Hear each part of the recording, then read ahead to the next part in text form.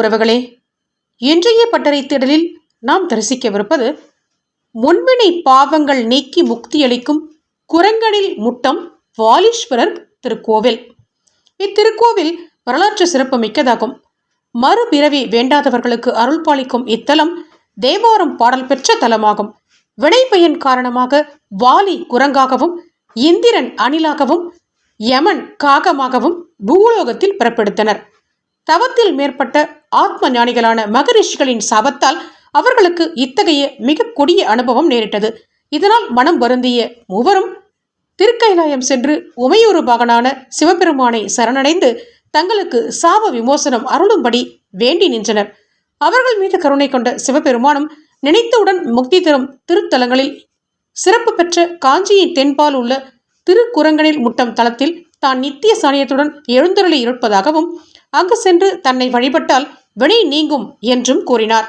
சிவபெருமானின் கட்டளையை ஏற்று குரங்கின் வடிவில் இருந்த வாலி திருக்குரங்கனில் முட்டம் தலத்திற்கு சென்று இறைவனை வழிபட்டார். சிவனும் பார்வதியும் காட்சி தந்து வாலிக்கு அருள் பாலித்து சாப விமோசனம் அளித்தனர்.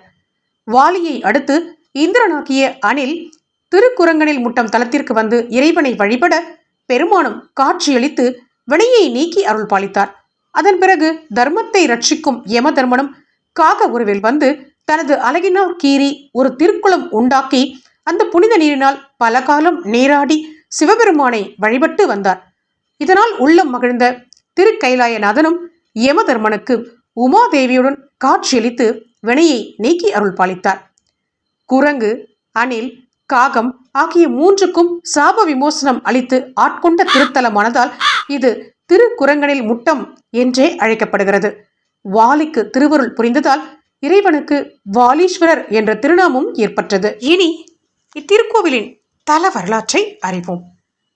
தனது 16வது வயதில் இறக்கும்படியான வரம் பெற்றிருந்த மார்க்கண்டேயர் சிவத்தல யாத்திரை மேற்கொண்டார். அவருக்கு 16 வயதாகிய போது யமதர்மன் அவரை பிடிக்க வந்தான். அவனிடமிருந்து தப்பிச் சென்ற மார்க்கண்டேயர் சிவனை கட்டிப்பிடித்துக் கொண்டார். அப்போது யமன் மார்க்கண்டேயர் மீது பாசக்கயிறை வீசவே அக்கயிறு தவறுதலாக சிவன் மீது விழுந்தது. தன் பணியை சரியாக செய்யாததால் சிவன் அவரது பதவியை பறித்தார். தன் பதவியை இழந்த யமதர்மன் சிவனை வணங்கி அவரிடம் மன்னிப்பு கேட்டார். சிவன் பூலோகத்தில் குறிப்பிட்ட காலத்தில் தன் தரிசனம் கிடைக்கப்பெற்று இழந்த பதவி மீண்டும் கிடைக்கப்பெறும் என்றார். அதன்படி பூலோகம் வந்த யமன் முட்டம் அதாவது காக வடிவில் பல தலங்களுக்கும் யாத்திரை சென்று சிவனை வணங்கி வந்தார். கௌதம முனிவரின் மனைவி மீது ஆசை கொண்டதால் தன் உடல் முழுவதும் கண்களாக தெரியும்படி முனிவரிடம் சாபம் பெற்றான் இந்திரன். அவன் தன் தவறை மன்னிக்கும்படி சிவனிடம் வேண்டினான். சிவன் அவனிடம் தகுந்த காலத்தில் பூலோகத்தில் தான் சாப விமோசனம் தருவதாகவும் அதுவரையில் பூமியில் சிவத்தல யாத்திரை மேற்கொள்ளும்படியும் கூறினார். அவரது சொல் கேட்ட இந்திரன் அணில் வடிவில் பூலோகம் வந்தான். இவ்விருவரும் ஒரு குறிப்பிட்ட காலத்தில் ஒன்றாக இத்தலத்திற்கு வந்து சேர்ந்தனர். அப்போது சிவபக்தனான வாலி குரங்கு வடிவத்தில் இங்கு வந்து சிவனை வழிபட்டார். இதனை கண்டு யமன், இந்திரன் இருவரும் வாலியுடன் சேர்ந்து சிவனை வழிபட்டனர். சிவன் இம்மூவருக்கும் காட்சி தந்ததோடு யமன், இந்திரன் இருவருக்கும் சாப விமோசனமும் கொடுத்தார். பின் அவர்களது வேண்டுதலுக்காக இவ்விடத்திலேயே சுயம்புவாக எழுந்தருளினார். தலமும் குரங்கனில் முட்டம் என்று ஆனது. கோயில் முன்மண்டப சுவர்களில் இம்மூவரும் வழிபட்டதற்கான சிற்பங்கள் காண கிடைக்கின்றன. மனித பிறவியின் இனிய பிறவாமை வேண்டி அருளாளர்களின் அடிச்சுவட்டில் ஒழுகி அவன் அருளாலே அவன்தால் வணங்கி இம்மை மறுமை நலம் பெற்று உய்வதற்காக பெருமான் திருத்தலத்தில் சுயம்புவாக தோன்றி பக்தர்களுக்கு அருள் பாலித்து வருகிறார். குரங்கு வடிவில் வந்த வாலி சிவனை வணங்கிய போது அவருக்கு பூஜை செய்வதற்கு கையால் மலர்களை பறிக்காமல் மரத்தை உலுக்கி பூஜித்தாராம். எனவே சிவனுக்கு கொய்யா மலர்நாதர் அதாவது பறிக்காத மலரால் பூஜிக்கப்பட்டவர் என்ற பெயரும் உண்டு. மேற்கு பார்த்த இவரது சன்னதி தனிச்சிறப்பு பெற்று விளங்குகிறது. குரங்கு, அணில், காகம் ஆகியவை வழிபட்ட வரலாறு ஆலயத்தின் முகப்பு வாசலின் கல்லில் சிற்பமாக வடிவமைக்கப்பட்டுள்ளது. இது எக்காலத்திலும் அழியாத அரிய காட்சியாக விளங்குகிறது. இத்தலத்தின் அம்பாள் பெயர் இறையார் வளையம்மை. இவள் தனிச்சன்னதியில் தெற்கு நோக்கியபடி இருக்கிறார். வாலி, இந்திரன், யமன் ஆகியோர் சிவனை வணங்கும் முன்பு அம்பாளை வணங்கினார்களாம். அவர்களுக்கு அருள் செய்யும்படி சிவனிடம் அம்பாள் பரிந்துரை செய்தாராம். எனவே அம்பாளுக்கு இப்பெயர் வந்ததாம். அதாவது தன்னை வணங்குபவர்களுக்கு வளைந்து கொடுத்து செல்பவள் என்ற பொருளில் இப்பெயரால் அழைக்கப்படுகின்றார். சம்பந்தர் தனது பதிகத்தில் அம்பாளை குறித்தும் பாடியிருக்கிறார்.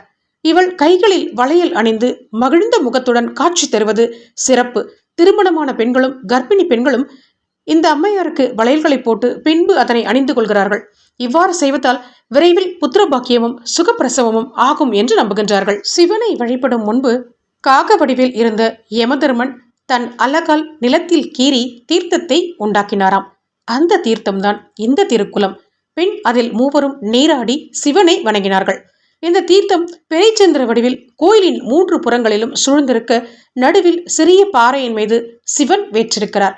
இத்தீர்த்தத்தை காக்கை மடு தீர்த்தம் என்றும் வாயசை தீர்த்தம் என்றும் அழைக்கின்றார்கள். யமன் சனீஸ்வர பகவானுக்கு அதிபதி என்பதால் சனி தோஷங்கள் நீங்க யமன் வழிபட்ட வாலீஸ்வரரையும் நவகிரகத்தில் உள்ள சனீஸ்வரரையும் வழிபடலாம். என்ன உறவுகளே, முக்தி வழங்கும் தலமாகிய குரங்கணில் முட்டம் வாலீஸ்வரரை தரிசித்ததில் மகிழ்ச்சி தானே? மீண்டும் இது போன்ற நல்லதொரு தேடலில் சந்திக்கும் வரை உங்களிடமிருந்து விடைபெறுகிறேன். உங்கள் முளைப்பட்டறை முனைவர் இளவரசி. வாய்ப்புக்கு நன்றி. வணக்கம்.